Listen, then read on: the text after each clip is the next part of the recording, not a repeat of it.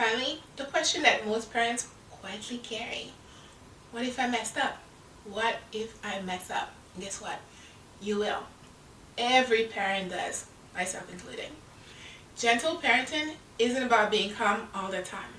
It's about repairing when you're not. When you yell, you repair. When you overreact, you repair. You say, hey, guess what? I shouldn't have yelled. I was really frustrated and this wasn't about you. Repair teaches your child that mistakes don't break relationship.